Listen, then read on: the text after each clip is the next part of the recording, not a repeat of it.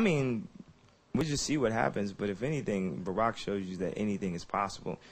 You know, even when I'm like frustrated about things, I just think like, wow, Barack Obama became president, and it keeps me going. Like it pushes me. It's like such an amazing time. It's such an amazing accomplishment. I think it was the most incredible thing that's happened in American history. Period. Since George Washington, like it was the most important thing. And you know, someone's having a conversation with me talking about, you know, the decade, this, you know, the first decade of this century, and saying that one of the first things you remember is 9/11, and one of the last things you remember is Barack Obama, and in between that you remember like George Bush, like forcing everybody into wars and stuff like that. So for such a like a depressing decade, for it to end off on such a positive, uplifting note was amazing. I think everyone kind of believes in America because I can say this in every country that America is like the number one country in the world where people are like, you know, it's on they're coming to America, where people look at America and look at the democracy and look at the idea that someone, you know, can come from descents of slaves and end up being president, and it gives you hope.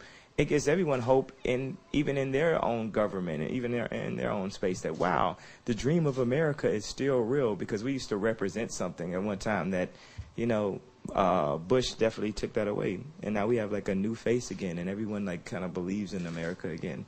And what I realized about traveling the world is me traveling the world, I'm not black or white. More than anything, I'm American.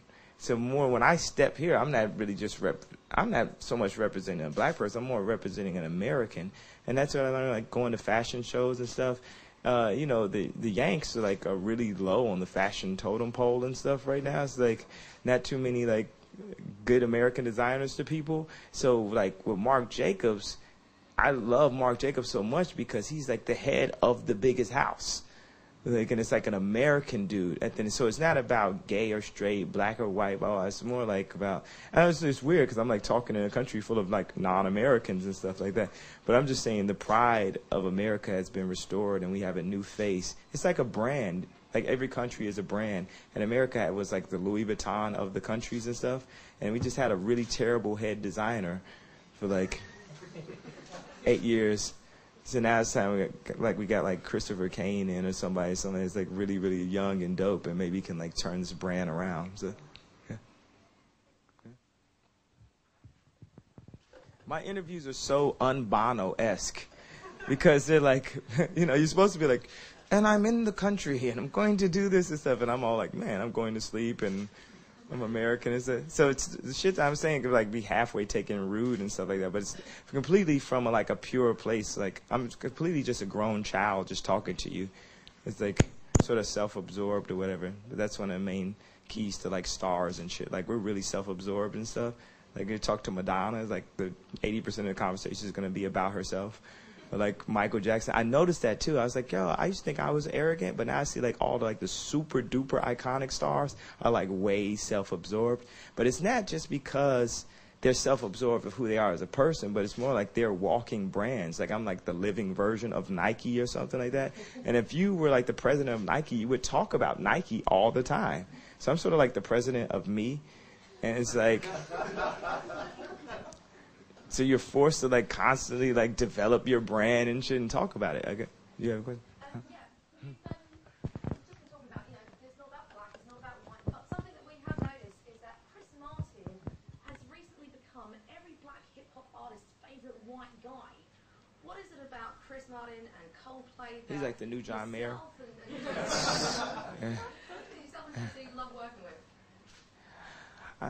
I think just maybe like man, black community and hip hop and all that is just a matter of you know, a couple people going over and just exposing a brand or a group and saying like this is cool, we like it now. So I think it was like really Timberland was kind of the first dude like up on Coldplay, and then Brandy had that album where the first line of the album was "Turn Some Coldplay On," and this was like a black album, and I think that line really like inset, and people are like, yo, maybe I should turn some Coldplay on.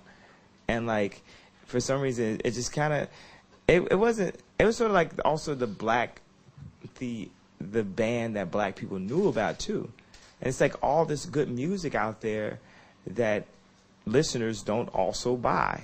Like, you go to iTunes, like listeners also bought, and so that was kind of like the band that like Timbaland turned people on to. Then after that, like Jay-Z started turning people on to it, and then I started doing it. And or bands that I like to turn black people on to are like Keen, Radiohead, that I like people to listen more. I think black people listen to Portishead a lot because it was like that, back in 94, 95, 96, it was like they had a really, really hip-hop sound. So that's my answer to it. Why that's why I think that we as black people and hip hop people really listen to them a lot. Yeah, we're going to have to wrap it up there. Sorry, is there anything else you want to add before we go, Kanye? Well, I'll take this last question right here, and then. The songs on 808 and Heartbreak, is the content all inspired from a bad relationship? Well, it's from just suffering like multiple losses at the same time. It's like losing an arm and a leg, like literally, and trying to walk through that, and basically just barely like hopping through life at that point. And I was able to create the most ridiculous pieces of art like after that, just for a little bit, just by completely trying to be numb to the situation and not think about the past and not think about my relationship and everything. And, did the tour and just came up with the ideas and like toured hard and just worked. I know you all know, like if you have pain, a lot of times you'll just work through the pain. And it was like when I took off, when the tours are over, which seemed like a good thing, it was actually the worst thing I could have done because it put me in a completely like miserable state. But this is the only type of music that I could make or create at that time. But one of the main things, I wanted to stress about 808s is there hasn't been any albums, I think, in the past 10 years that express what the guy goes through in a relationship.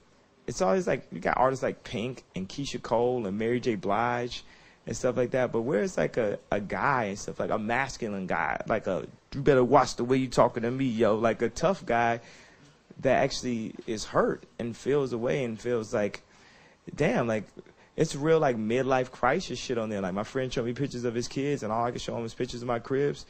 I think it's like one of the most profound lines that I've come up with. Dad crack a joke, all the kids laugh, but I couldn't hear him all the way in first class.